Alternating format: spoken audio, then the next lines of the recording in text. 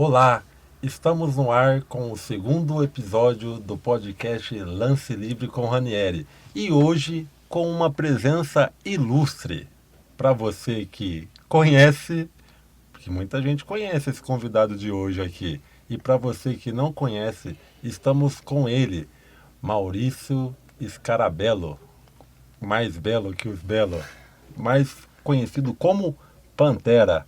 Pantera, é uma satisfação ter você no segundo episódio do Lance Livre com o Ranieri. Cara, as pessoas precisam saber quem é o Pantera. Muita gente sabe, mas muita gente também não sabe. Muito obrigado por aceitar o convite, Pantera. Ô Ranieri, obrigado. Boa noite a vocês pelo convite, a todos que estão nos assistindo. E, bom, obrigado pelo convite, né? Uma honra. O Pantera comecei cedo como técnico esportivo aos 21 anos de idade. Tive uma trajetória em Assis, durante toda a minha vida com escolinhas de base. Já fui técnico da Seleção Paulista, já fui técnico da Seleção Brasileira de categoria de base também, em pouco tempo, mas trabalhei um pouco com eles. E fiz todo o meu trabalho aqui em Assis. Tive na totalidade de 7.000 alunos, jogadores esses que já tivemos um grande sucesso aí fora, não só no Brasil como fora também. Tivemos jogadores na Espanha, na Itália. E nas categorias de base da Seleção Brasileira foram 13 jogadores para lá. Uns deles viraram, outros não, mas para uma cidade como Assis, o resultado é magnífico, né? E foi um trabalho que eu me orgulho muito. Eu tive, graças a Deus, eu tive essa aptidão pela educação física, em especial ao basquete. E eu sou muito grato a isso, Ranieri. Eu devo muito ao basquete, que ele construiu o meu lar, a minha família. E eu conheci muitas pessoas e que me ajudaram muito, onde também eu ajudei. E hoje eu me aposentei já há 8 anos e estou aqui, curtindo e vivendo basquete ainda. Pantera, legal. As pessoas gostam de escutar as histórias da gente que viveu do basquete, né? E tem algumas curiosidades que nem todo mundo, que alguns sabem que está no dia a dia, familiares, amigos, outros não. Pô, como, como que o Pantera é o Pantera? E a pergunta que eu quero te fazer é o seguinte: como que você conheceu o basquete? Como que o basquete entrou na sua vida? O basquete entrou, eu tinha por volta de 12 para 13 anos.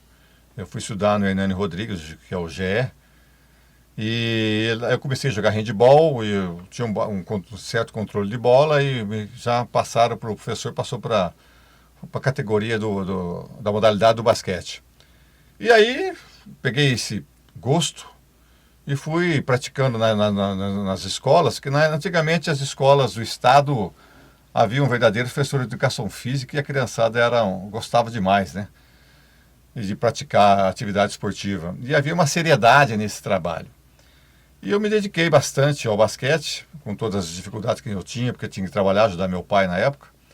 Mas aí surgiu na minha vida o Uruba, né? Que também, Urubatã, que me fui jogar para a autarquia, na época era CCE, Comissão Central de Esportes, e comecei com 15 anos a jogar na categoria de base da cidade de Assis, e fui continuando até os 20 anos.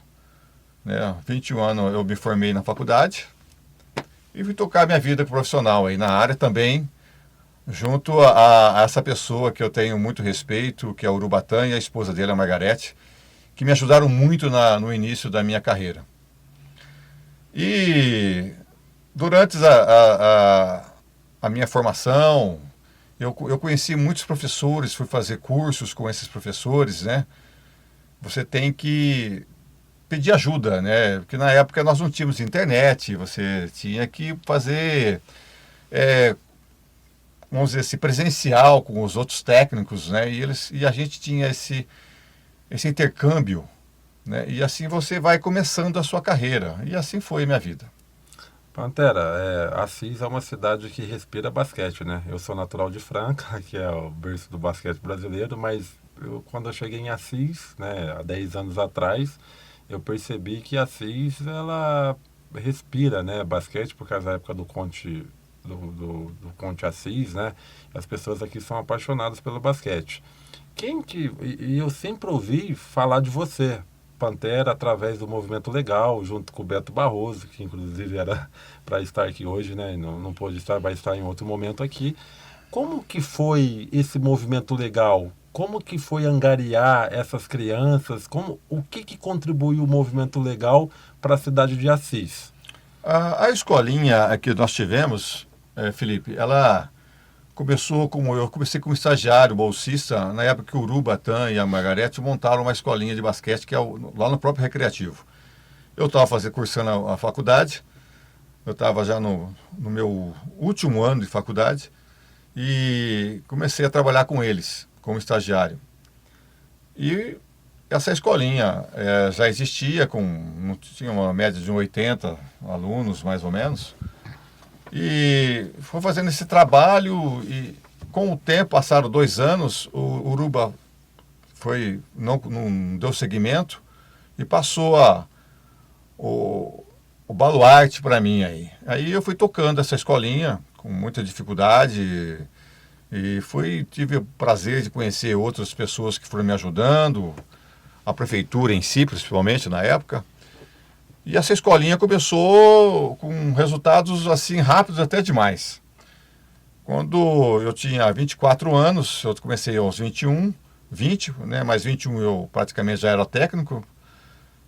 Aos 24 anos eu já estava na seleção paulista, porque nós fomos vice-campeões do estado, um time muito jovem. E logo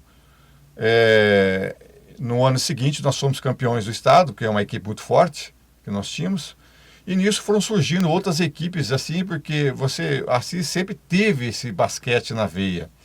Até quando eu jogava, quando o Urubatã era técnico da equipe de Assis, era uma equipe, entre aspas, amadora, o ginásio vivia lotado, era cheio, Gema no caso da época. Era sensacional a equipe que nós tínhamos, jogadores fantásticos, né, e que defendiam a cidade com unhas e dentes, com garra, com muito amor. E a população os idolatravam, porque eram pessoas magníficas. E isso ajudou muito na escolinha, porque nós tínhamos um espelho, né, uma base muito forte. E eu logo em seguida também tendo essa felicidade de ter uma geração muito boa e sendo campeão, no caso ali, vice, depois campeão e indo para a seleção, me ajudou muito. A escolinha cresceu rápido demais. Então eu sempre tive uma média de 200, 230 alunos que passavam ali por ano, ficavam nesse ano todo ali, né? Esse ano letivo. E isso só foi construindo base para o nosso time adulto, no caso, juvenil, adulto. Esse foi o meu papel. E nessa totalidade, durante a minha vida no basquete, eu parei algumas vezes, tive alguns intervalos, mas foram 7.000 alunos de basquete. E isso é muita gente nessa construção. E Assis, então, como Franca, Assis respirou basquete desde que eu sou jovem, eu comecei a jogar basquete. Era fantástico. A vinda do professor Mirinho, depois o Urubatã, e vários professores que aqui passaram, mas esses dois foram os principais praticamente, né, na linha de basquete. E tivemos até a jogadora Paula, né, a Magic Paula, que passou por aqui, e através do Mirinho, professor. Então nós temos uma história maravilhosa. Se eu começar a conversar com você hoje o que já passamos, o que já tivemos de ídolos, de jogadores, é impressionante. A vontade, aquele ginásio lotado. E eu espero que essa nova administração que aí está, e esse pessoal que estão, esses novos profissionais, que dê continuidade, faça um trabalho, porque Assis ama basquete. É bonito de ver, né, Pantera? Eu acredito muito que a forma de conseguir fomentar o basquete é fazer parceria com o poder público e a iniciativa privada, né? Eu falo isso para os quatro cantos, porque a matéria-prima está dentro da escola. Com certeza, Né? Não tenha dúvida disso. Só que a gente enfrenta algumas dificuldades, né? Pela geração, hoje as coisas não é mais como era antes. Antes, pô, o pai tirava da tripa o coração para a gente ter um tênis, para a gente treinar. A gente sabia o valor e qual a diferença o esporte ia fazer na vida da gente, né? Principalmente no seu tempo que as coisas... A minha ainda eu peguei uma geração já moderna, mas a sua lá atrás são realmente atletas que, pô, o pai já trabalhava, aí trabalhava, treinava, fazia a hora a mais, não tinha um celular, não tinha um WhatsApp e tal, porque hoje você vai falar para a geração atual, vai treinar, sai da internet e tal, não quer nem saber. E Concordo com você, é mais ou menos nessa linha. Eu passei todas essas fases que você está mencionando, inclusive até quando me aposentei, já foi em razão disso. Eu aposentei já numa época em que eu já não tinha mais condições de trabalhar com essa nova geração. Porque a minha linha de trabalho é uma linha que, quando você mesmo é um exemplo disso, quando você veio para cá, eu tive a felicidade de ter você como atleta, que você era um cara que se dedicava, treinava, se esforçava o máximo que podia, né? Que é uma diferença muito grande dos jovens hoje. E apesar que a CIS ainda tem alguns destaques, alguns jovens bem em destaque de basquete que está surgindo aí, graças ao trabalho dessas ONGs, inclusive a sua, a do Beto, né? do César, O Rodrigo de Paraguaçu, junto com o Wilson, né? Então, são essas. Ainda vocês têm alguns elementos que se destacam, mas o grande adversário, né, é a tecnologia, né? Ela, infelizmente, ela é boa, mas ao mesmo tempo ela atrapalhou e atrapalha muito, né? Que é o celular, é a rede social, é aquilo que o garoto troca, ele fica 2 horas numa tela de celular, que é uma coisa assustadora. E aí ele tá, que nem eu tive uma experiência que me deixou muito chateado, foi até quando eu comecei a encerrar a minha carreira, eu fui dar uma aula num determinado local aí eu tocou o celular, um aluno de 12 anos saiu do meio do treino para atender o celular. Quer dizer, você aí falando não é possível, né? É muita diferença para mim, eu fui criado uns modos diferentes. Porque para eu pagar minha faculdade, eu tinha que dar aula como estagiário bolsista, tinha que trabalhar no final de semana, e para poder manter a faculdade, você tem que... A coisa é pesada, né? Hoje é tudo mais fácil, né? Os pais hoje, coitados, eu vejo, são todos assim, num momento, uma correria, todos ocupados, né? E, ao mesmo tempo, eles... estragam, eu vejo dessa forma, a maneira de educar o filho, né? Então, às vezes, comprando alguma coisa ou dando para ele uma sustentabilidade de educação errada. Ele vai numa quadra e aí ao invés de ele elogiar ou, às vezes, ser um pai comportado, ele ajuda a complicar, atrapalhar psicologicamente o filho, né? Ele quer ser técnico também. Às vezes ele quer também ser aquilo que ele não foi, jogando em cima no filho, né? Isso atrapalha muito todos os técnicos. É muito difícil ser técnico. Eu admiro hoje, se você tirar uma geração nem vou dizer de alto nível, mas de um nível médio para competição. Porque, queira ou não queira, além da tecnologia, os pais não estão preparados para tal, sabe? Isso que eu ia comentar, até fazer uma pergunta que eu fico o tempo todo, por a gente já ter saído do social, ter participado do alto rendimento, que é mais a nossa cara, só que o alto rendimento só acontece porque existe um social, e daí que entra, tem a parte familiar, a história da criança, do jovem, do adolescente. E eu fico me deparando com os pais, né? Porque os pais, entra nesse ponto aí que você está falando. Eu passei uma experiência há um mês atrás, numa situação de alto rendimento, que uma menina de 12 anos, Pantera, pegou a prancheta para passar a jogada. É complicado. E daí, muito complicado. E o pai, os pais, tal, tudo atrás da arquibancada, orientando, tal. Aí eu fico pensando... Porque eu sou e você também, de uma época que assim, o meu pai é até a hora de chegar, descer do carro, é o técnico. Você tem que respeitar o técnico, você tem que escutar o técnico. Se ele está falando o que você quer fazer ou não, e você foi bem claro aí, os pais não se ligam que acaba atrapalhando o filho no alto rendimento, no social, porque você pontuou aí, uma vida muito corrida, muito rápida, eles se recorrem a dar facilidade, porque hoje a internet, o celular, te entrega tudo pronto. Ele te Exatamente. deixa preguiçoso. E Exatamente. daí o pai, se ele não pode te dar atenção, ele compra um celular para você. A gente não está aqui pontuando que o pai é o culpado disso. Mas eu acho que então é um pensamento meio que geral de que os pais também têm uma contribuição para o filho. A questão, além de tudo, não fica só neles, né? Você pega, na minha época, você também já chegou a passar por isso. As escolas haviam torneios internos na própria escola. A do professor de educação física era uma das peças mais importantes da escola hoje que você... Tanto na rede pública, né, ou na rede privada, mas o professor de educação física é uma das pessoas mais importantes que existe. Porque é questão de saúde, é questão de movimento, é questão de formação de caráter, de que a competição te dá caráter. Ela te faz respeitar as pessoas, né? E você ser o cara correto. Hoje você não tem mais isso. Por que não tem? Porque os jovens não gostam muito de a prática esportiva internamente.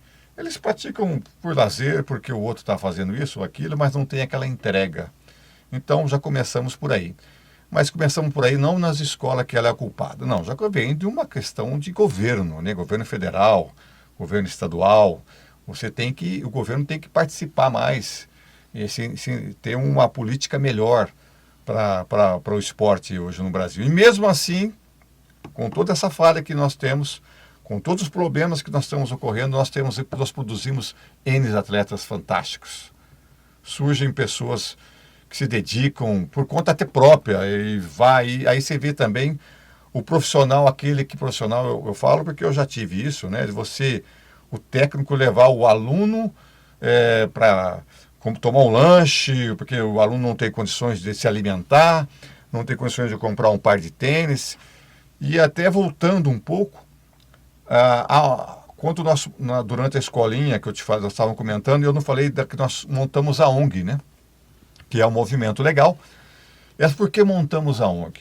Porque era a única forma da gente ter uma arrecadação e fazermos com que os alunos possam ter uma estrutura melhor.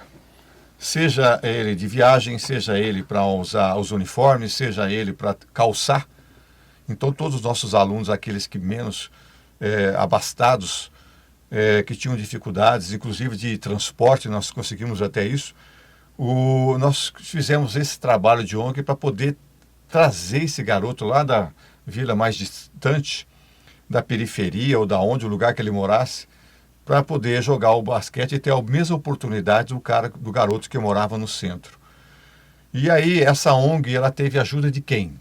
Das empresas, que são o setor privado, teve governamental e principalmente da pessoa física, aquelas que eram pais de alunos que estavam lá, que tinham condições e bancavam outros alunos, né, de certa forma. Então, e o que nós fazíamos, Ranieri? Você dá um exemplo, você vê o que é um trabalho social e o que é coisa dar resultado. A comida é a mesma, o lanche é o mesmo, para todos. Nenhum aluno meu levava um lanche de fora da mãe que a mãe fazia, ou o pai mandava ele comprar. Não. O lanche era nosso, nós que comprávamos os lanches, o refrigerante ou o suco era nosso, para que isso não houvesse uma diferença, para que pudesse ter um mesmo nível.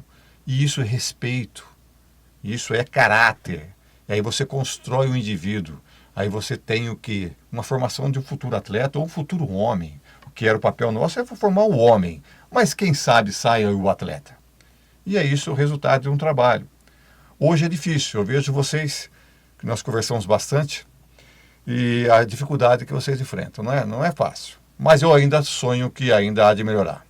Eu costumo falar, Pantera, que se cada um fazer a sua parte, o setor público, a iniciativa privada, nós, quanto professores, que somos, tem a família também, mas nós, professores, é o que você citou, somos os maiores responsáveis por moldar esse caráter aí de atleta. Por quê? Foi se passando o tempo, a sua geração fala de que existia professor de educação física, que era apresentado várias modalidades, que o pessoal era mais Correto? engajado. Hoje, com todo o respeito, o professor de educação física não é nem respeitado. O cara é assim, ó. Ah, o professor de educação física de uma escola, ele só dá a bola lá, não ensina e tal. E daí a gente precisa também ser responsáveis por adquirir mais conhecimento. Pô, se não está sendo bem remunerado, mas a gente tem que exercer o nosso trabalho independente da remuneração e ver o quão importante é o nosso papel na sociedade, porque o exemplo tem o ditado que o exemplo arrasta, né? Se o aluno pega você só jogando a bola lá, ele vai ter interesse? Já estamos numa geração difícil, já estamos numa estrutura precária. Qual que é a evolução da criança, do atleta, né? Então, é uma geração que requer muito cuidado, requer estrutura, mas depende muito que cada um faça a sua parte, Não né? tenha dúvida. Desde que você assumiu a tua profissão, se você assumiu a sua profissão e sabe o quanto ela vai te render financeiramente, ou sim ou não, ou mais, ou rico, ou pobre, não sei quanto você vai querer ganhar, você assumiu, você tem que ter responsabilidade. Sabendo que aquilo lá que eu vou ganhar disso, então, mas eu não vou ficar aqui enganando. Isso é uma coisa que não pode ocorrer, né? Somos profissionais, nós nos formamos, nós dedicamos, nós temos um emprego, o nosso salário é esse. Se você aceitou, você tem que assumir. E é assim que a gente tem que ver para todos os profissionais. Infelizmente, Felipe, a gente não vê, infelizmente. Mas o que a gente tem que fazer com que essa cidade volte a ter mais basquete ou outras modalidades? Eu vou falar mais da nossa área, que é o basquete. Aqui, no caso, existe acho que em torno de 3 ou 4 ONGs voltadas para a modalidade do basquete. Essas ONGs não podem ter adversidades, elas têm que se concorrer juntas. Cada um trabalha, faça o seu trabalho, há os torneios entre vocês, mas ela tem que ter uma finalidade. Os atletas que se destacarem têm que ser enviados para um órgão, o que é o órgão principal, que é o órgão da autarquia hoje, né? Isso é que precisa ser revisto. Será que vou mandar? Ah, eu não vou porque o fulano está lá ou o ciclano está aqui. Ah, não, eu não quero entregar meu aluno para ele, que vou ficar para trás. Isso é uma coisa que tem que passar. E é isso que atrapalha um pouco. Não só no basquete. Eu estou Tudo, falando né? em todas as modalidades. Estou falando isso desde as escolinhas de futebol que eu já vivi, a escolinha de futebol de campo ou de futsal, que são os que assistem bastante hoje, que é um grande número de adeptos. O próprio basquete nosso também tem um grande número de adeptos. Isso é que tem que mudar. É uma linha que vocês têm que se reunir, conversar. É uma maneira de dar certo. Foi legal você ter tocado num ponto que às vezes eu converso com você, né, com o Wilson mais próximo, com o César, com o Beto. Na verdade eu converso com todo mundo, porque meu intuito é fazer basquete. Eu vim de uma cidade que respira basquete, o meu pai foi envolvido com o basquete o tempo todo, você sabe Sim, disso, tem exato. como exemplo algumas situações, e, tipo, queira ou não queira, Franca é o celeiro, é um exemplo para o basquete. Não tenha dúvida disso. Todo mundo, joga em Franca, tal, Franca, pô, legal, lá, você fala de Franca, lá, é o basquete, depois sapato, né? Essa situação. Então, aqui, eu sempre troquei uma ideia com o Wilson de o seguinte, Wilson, o projeto social da nossa associação, qual que é a prioridade dela? Apresentar o basquete para essas crianças. Correto. O primeiro ponto. Corretíssimo. Se estamos certos ou errados, aí é um ponto de vista. Apresentamos o basquete para essas crianças, a gente tem que dar treino dentro da nossa condição, da nossa realidade, o melhor e o máximo possível. Aonde a criança quiser jogar, se é no projeto do Pantera, se é no projeto do Beto, se é no projeto do César, se é no projeto da Secretaria, nós não somos detentores desse. A nossa parte já foi feita a partir do momento que entramos na sala, apresentamos a modalidade e ela teve uma paixão pelo o basquete. Eu acho que Assis ou outras cidades também não comporta divergências de projetos. Eu acho que tem que... Acho não, é a certeza do caminho. Toda a cidade tem a sua diferença. Todos os projetos têm os seus pensamentos e tal. Só que você falou um ponto. O NB3 hoje não tem um time de alto rendimento, porque a nossa priori nunca foi isso daí. A priori foi tirar a criança da vulnerabilidade social Sim. e apresentar o esporte, que em especial o basquete. Se ela tiver um talento a mais, alguém vai ver e que oportunize ela. Tem meninas do projeto que foi para Tupã, tem outras que foi para cidades aqui da região. Legal, o nosso papel foi feito. Antes disso, é virar um cidadão, dar uma outra realidade diferente. Hoje, quem tem alto rendimento? O Basquete Assis representa a cidade. Qual que é o papel das outras instituições? Fomentar e nutrir essa associação que tem estrutura para fazer basquete de alto rendimento. Correto. Como? E por quê? Aí tem que ter um senso de todos e o que eu acho que, da minha visão, tá? Eu tenho que respeitar quem foi o Pantera. Eu tenho que respeitar quem foi o Beto Barroso. Eu tenho que respeitar as pessoas aqui da cidade. Saber aonde que eu estou. O que funciona, o que não funciona. Como que a gente aborda. Como que pode passar de... Pô, o cara que deveria ser mais utilizado aqui seria você. E o Beto Barroso, que teve mais de 7.000 atletas. Eu não cheguei a 10% disso. Espero que eu tenha oportunidade, força e coragem para chegar a 10% de pessoas que fizeram histórias. E não, eu quero ser melhor que o Beto, que o Pantera, que o César, que o Rodrigo. Eu acho que a gente já está numa região desprivilegiada. Completamente. É longe de São Paulo. É longe de tudo. Longe de tudo. E a partir do momento a gente tem que se unir para fomentar a região, para até ter situações mais baratas de projeto. Porque se a gente consegue apresentar em Tarumã, Cândido Mota, que hoje tem Tarumã, Platina e Maracaí, essa região aqui, você para de trazer de fora. Felipe, na nossa época eu tinha muita...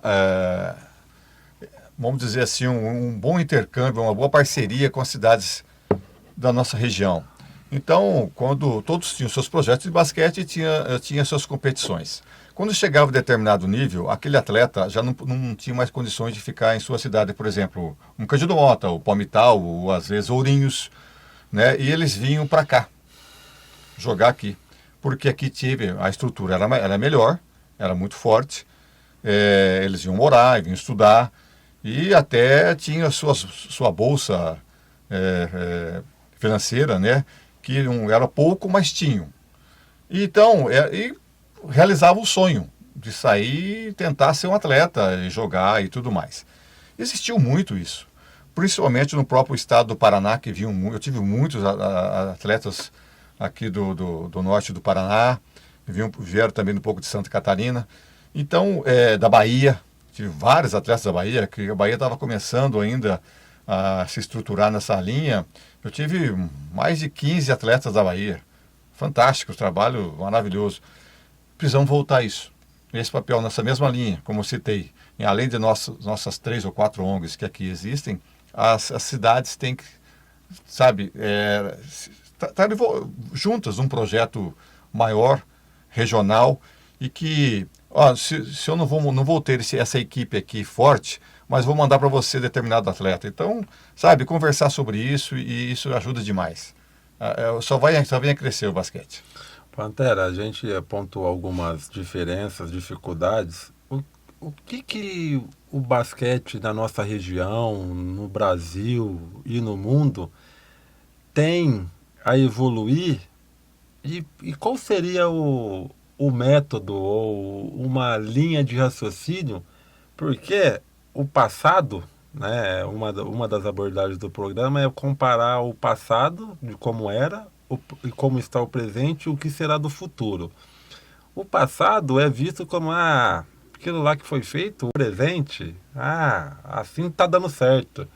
Mas só que eu sou um cara que respeita muito o passado. Se deu certo lá, dá certo aqui. Só que você tem que adaptar, porque é uma outra Exato, realidade, outra realidade. Exatamente. mas você tem como Seu enquadrar opa, não a tenho linha dúvida de disso. raciocínio lá Não tenho aqui dúvida. para dar certo hoje, para você ter um futuro melhor.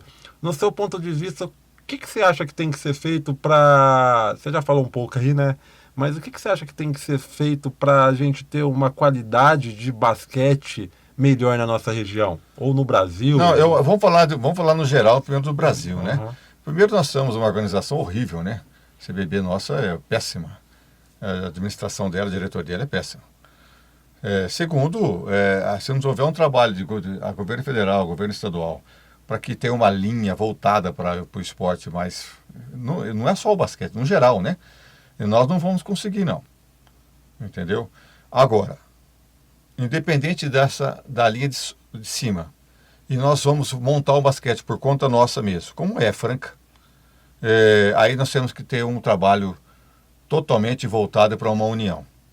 Um trabalho que se fala e bebe, come basquete, dorme com basquete aqui em Assis, mas tirando esse orgulho, essas diferenças que existe entre os profissionais. Que existe, queira ou não queira. Eu tive até o privilégio de estar aqui hoje para falar isso. Porque senão nós vamos ficar dando um murro em ponta de faca. E nós temos empresas fantásticas. Eu tive o privilégio de ter a Conte do meu lado mais de 20 anos, né, através do Gercinho Conte e o Abílio. Tive o privilégio de ter a TCM, enfim, várias empresas que me auxiliaram muito. E também tive o privilégio de ter a própria prefeitura. Mas nós éramos uma fábrica. Essa fábrica, ela ia até um ciclo de jovens e depois ele era repassado para a entidade maior, que é a autarquia hoje. Ou outras equipes para o país todo. Nós mandamos jogadores para tudo quanto é lugar que você imaginar no país. Seja para o Flamengo, Paulistano, para o Palmeiras. Nós mandamos jogador para todos os lados. Não dava certo, vai para outro. Bauru.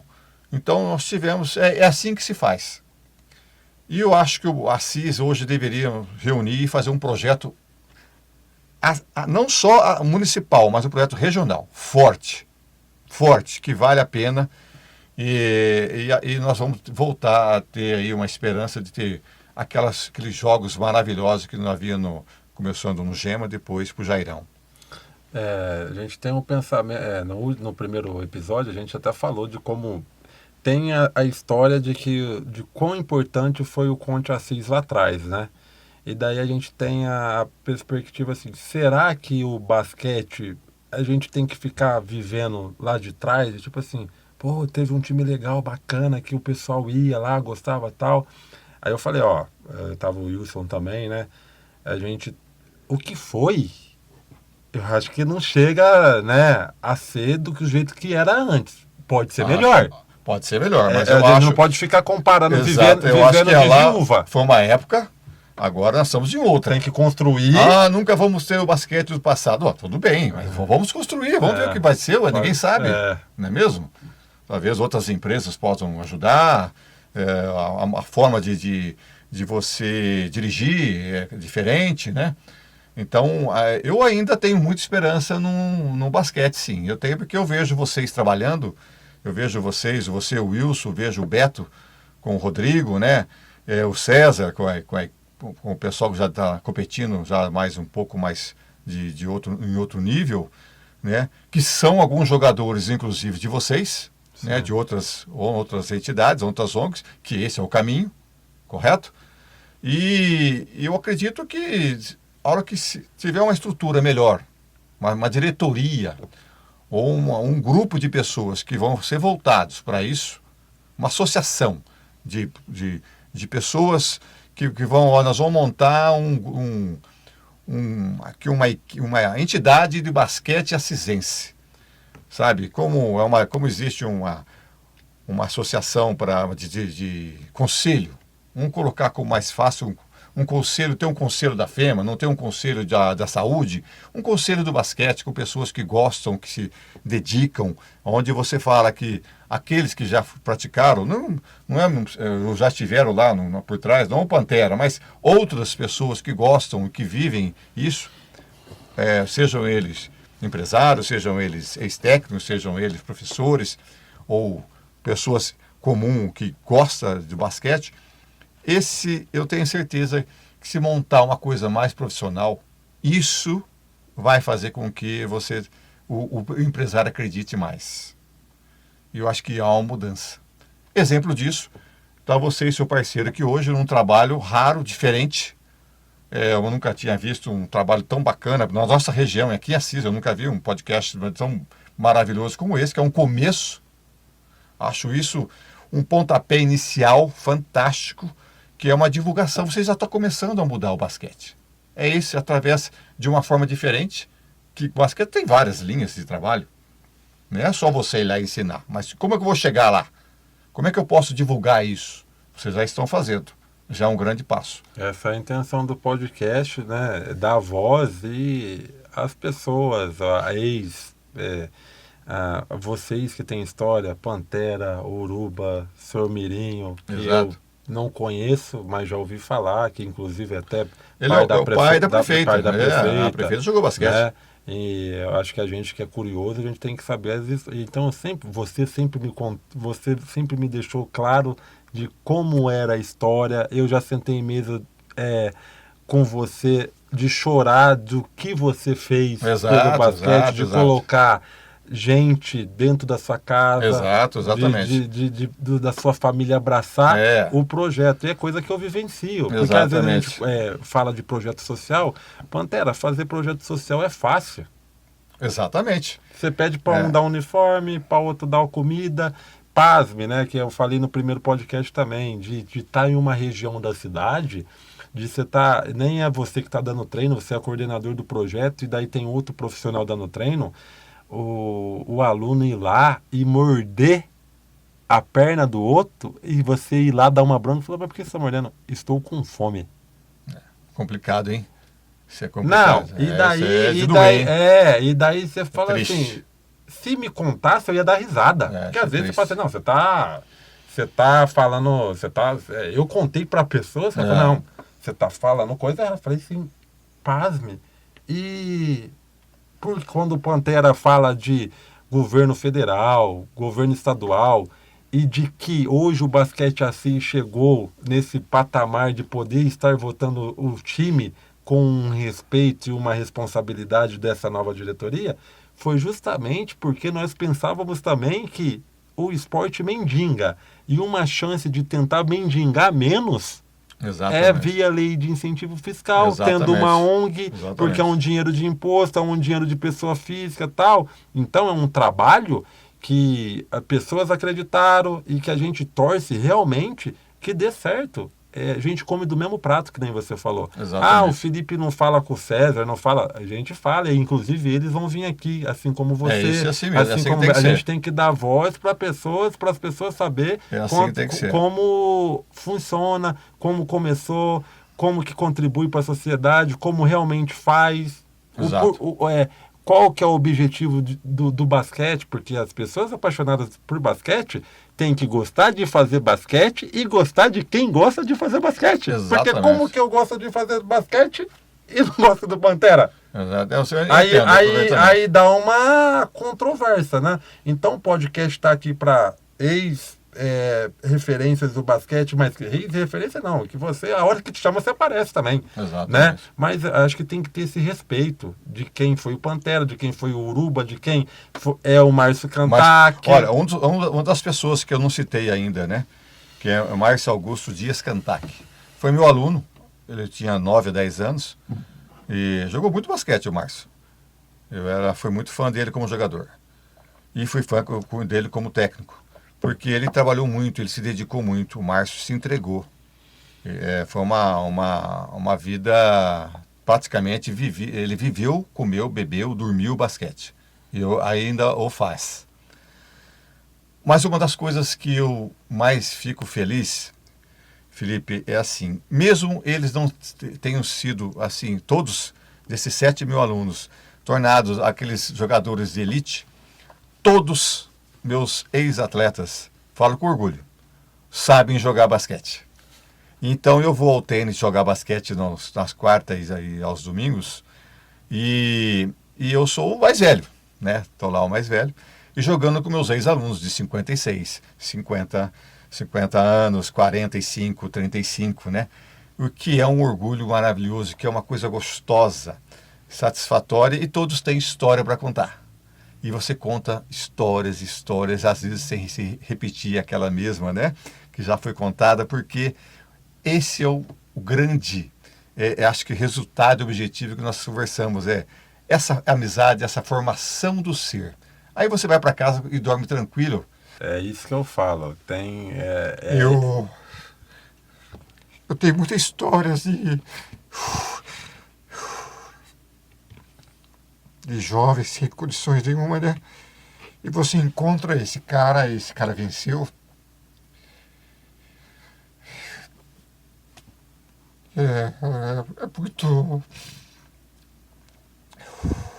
É muito gratificante. Eu perdi um grande amigo que fez a minha homenagem em 2018. Chama-se André Danelli. Eu trouxe ele de Taubaté, aos 15 para 16 anos, foi morar em casa. Veio com uma trouxinha, era um cobertorzinho e mais nada. E aí, esse menino foi, se deu certo, se deu bem no basquete, foi jogar no adulto aqui de Assis. Depois passou a jogar em outros, foi para Palmeiras, aí foi jogar no Paraná.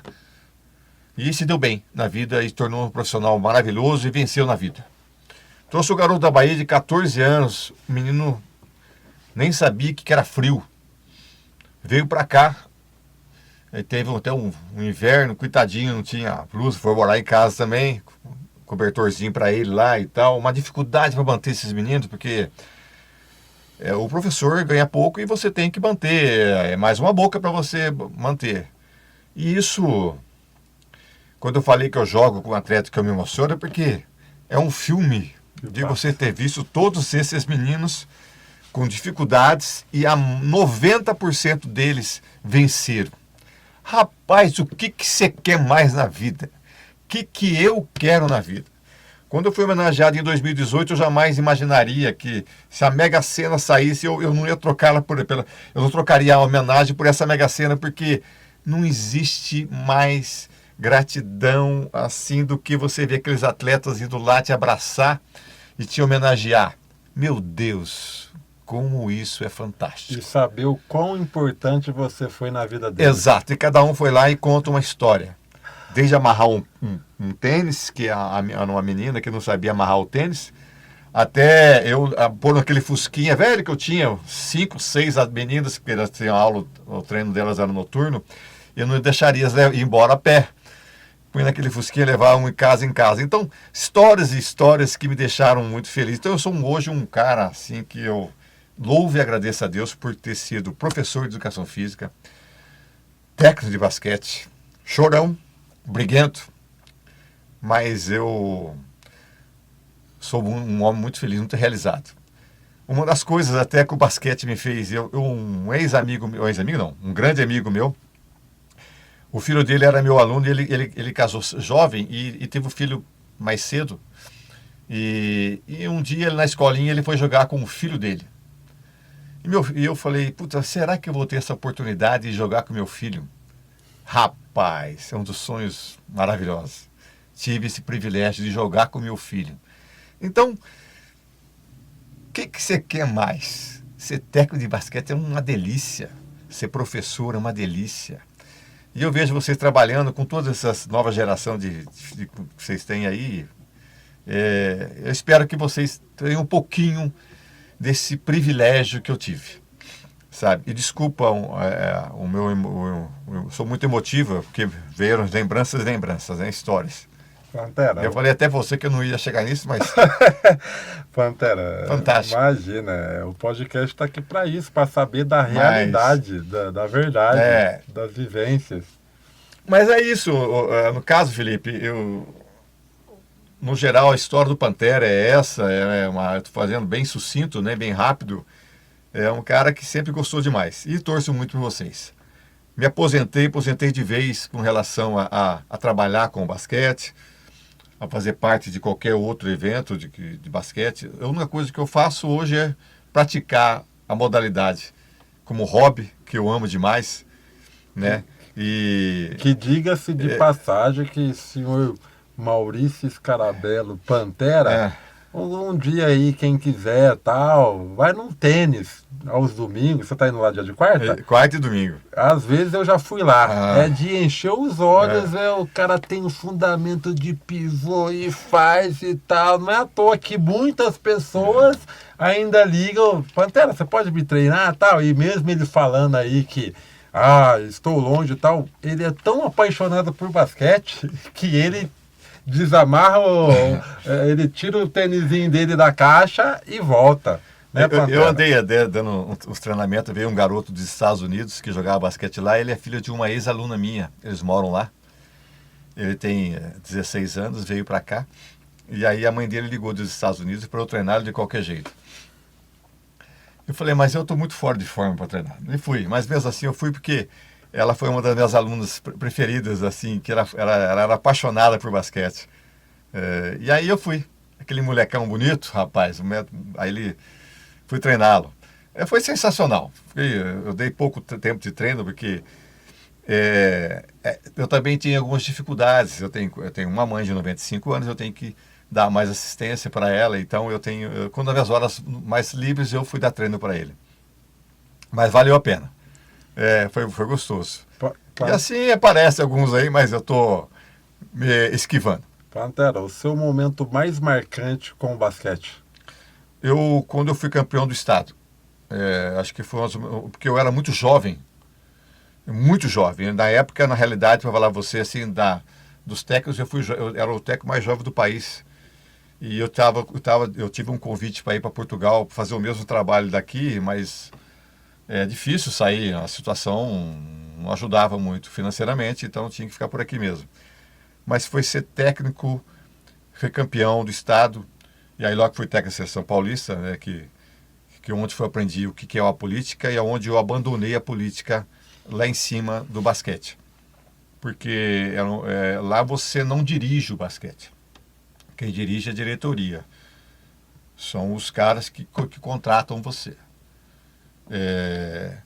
Você é apenas uma peça, na minha época. Mas eu ainda vejo que ainda continua algumas dessa forma. Então eu não aceitava muito esse tipo de coisa, voltando para cá, essa foi um dos momentos mais felizes, quando eu fui campeão do estado, jovem. Mas felicidade eu tive durante meus 35 anos, porque eu tive cada equipe maravilhosa, cada pessoa maravilhosa, cada ser maravilhoso, recuperado de vários e vários problemas. Isso é vitória. Isso é coisa que não tem preço. Perdi alguns alunos, sim. Não posso dizer para você que eu não perdi para as drogas, perdi sim. Por mais que você lute, você perde. Ela é muito forte, é um concorrente muito forte. Mas amigos, né, amigos ruins que alguns deles tiveram, levaram meus alunos embora, levam, consegue. Mas apesar de você nunca esquece as peças que você perde, né? Eu sempre tenho anotado os nomes deles que eu perdi. Mas dos 7 mil, mais de 90% deles eu sou muito feliz em tê-los como alunos e muitas vitórias com eles. Vitórias não é jogo. Vitórias na vida, que eu acabei de falar a você. Pantera, levando para o lado competitivo do basquete, quando você foi um técnico com 21 anos, foi bem novo, acho que o mais novo na época, né? Exato. Quem que era a referência para você na época? Eu tinha, como técnico? Como técnico. Zé Boquinha, Hélio Rubens. Hélio Rubens era jogador de basquete, inclusive tive o privilégio de jogar contra ele, né? Tinha um arremesso bonito, né? Tinha as duas mãos, assim, diferente. E eram minhas referências, você entendeu? Esses caras, eu gostava de jogar. Inclusive, eu fui adversários dele como técnico. Tive o privilégio de jogar contra o Zé Boquinha. Ele estava em São José dos Campos. São José dos Campos, se eu não estou enganado. E foram pessoas que eu tive muita referência. Mas eu tive também um professor que me ajudou muito, além do Urubu e da Margarete, o professor Hortal de Paraguaçu. Um senhor, ele estava aposentando e esse homem foi assim uma luz muito grande na minha jornada, na minha formação. Esse cara é um senhor muito respeitoso, de uma educação, de um tom de voz que ele permanecia tanto ele feliz ou bravo, aquele autocontrole totalmente diferente da minha pessoa. Até ele foi me assistir uma vez e ele ficou assustado com a minha reação, porque eu gritava muito, explodia, xingava, aquela coisa toda. E ele mantinha uma calma, mas ele é um cara que me ensinou demais. Esse professor Hortal já faleceu há muitos anos, é um cara que é referência em Paraguaçu Paulista. Pantera, teve algum momento em algum jogo seu que você tem essa história que você conta que você era explosivo, que você gritava, que você mandava frutinhas para os pais, mães, torcedores, assim? Teve algum momento, algum jogo que você, tipo assim, puta, hoje eu posso jogar até amanhã que eu não ganho, mas ganhou? Já tive sim, já tive esses jogos, já tive vários. Eu tive muitas explosões, né? Eu tive já uns jogos abertos em Guarujá, de categoria de base, acho que era o sub-15, sub-16, sub-15. Nós pegamos em terceiro lugar, eu tive uma briga muito grande com o mesário. O mesário ficou muito bravo, rapaz, e saiu com a cadeira correndo atrás de mim, foi um rolo do caramba, né? Polícia, aquela coisa toda. Já tive também brigar com os pais, né? Assim, pai de entrar na quadra e eu sair no tapa com ele também, porque o pai queria que colocasse o filho dele, mas quando o pai pede para entrar aí que não vai entrar mesmo, né? Você esquece, velho. Pode ser o melhor jogador do mundo. Não vai entrar.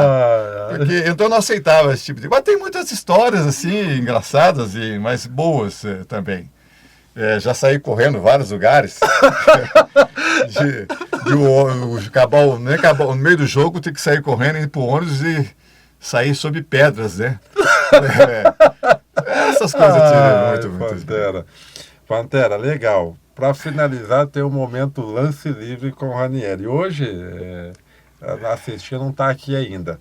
Mas o momento lance livre é o momento que a pessoa pega a bolinha, arremessa o seu lance livre e tem um momento para falar e deixar uma mensagem significante para os amantes, para as crianças, para os jovens, os adultos, os admiradores do basquete, né? Eu gostaria que você tivesse esse momento lance livre com o Ranieri aí. E você, na época, falava que lance livre ganhava jogo, né? Você achou legal chamar lance livre com o Ranieri? Não tem nem dúvida disso. Lance livre. Para mim, eu acho que é o arremesso mais fácil. É o mais fácil e o mais garantido para você ter a vitória. Não tem coisa igual. Porque você, às vezes, perde de um ponto. E às vezes um lance livre lá atrás faz uma falta, rapaz. Incrível. Mas eu vou aproveitar o gancho desse lance livre, Ranieri, que é o seguinte. Vou só apenas reproduzir. Eu ainda tenho muita esperança no basquete. E no basquete a esperança já começou com vocês dois aqui hoje trabalhando. Eu acho que esse é um trabalho que já vai dar um início maravilhoso. Tenho uma esperança que essas 3 ou 4 unidades, essas ONGs, essas entidades que trabalham com o basquete, possam se reunir. E aí nós temos o basquete que merece a CIS. Esse é o lance livre que eu quero deixar gravado aqui. Eu confio muito no trabalho de todos vocês, profissionais do basquete. E eu acredito que a CIS ainda vai ter um basquete à altura desse fanatismo, dessa coisa que nós gostamos mesmo, que é o basquete de Assis. Nós gostamos demais. Esse é o meu lance livre. E parabéns ao trabalho de vocês. Pantera, é um orgulho o Lance Livre com o Ranieri Podcast poder receber um ícone como você, a representatividade que você tem na cidade. Sempre a minha história aqui em Assis começa por você. E eu sou grato a todas as pessoas que me ajudou, em especial a você. O Kantak, ele vai vir aqui, né, Kantak? Você vai vir aqui. As pessoas acham que eu não gosto dele, ou que a gente briga, mas é um pai pra mim. Ele que me deu a oportunidade. Com certeza. É você que me escolheu, ele que me deixou aqui. O Urubatã assinou embaixo, então eu sou abençoado porque eu fui abençoado pelos 3 deuses da cidade. Os 3. E como não ser grato, Não, né? Então, sempre que eu posso, e enquanto eu tiver saúde, puder falar do basquete, eu nunca vou esquecer de você. Então eu tenho um carinho imenso, um respeito, tanto é que você é ninguém sabe disso, tá? Vai saber agora, né?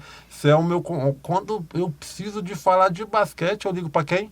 Pantera. Você faz precisa que tá acontecendo isso, cara, me dá opinião. Boizão, ó, é assim, eu te ajudo, faz assim e tal. E eu não saio falando... Você, por quê? Você me abraçou, você me deu uma oportunidade em Assis...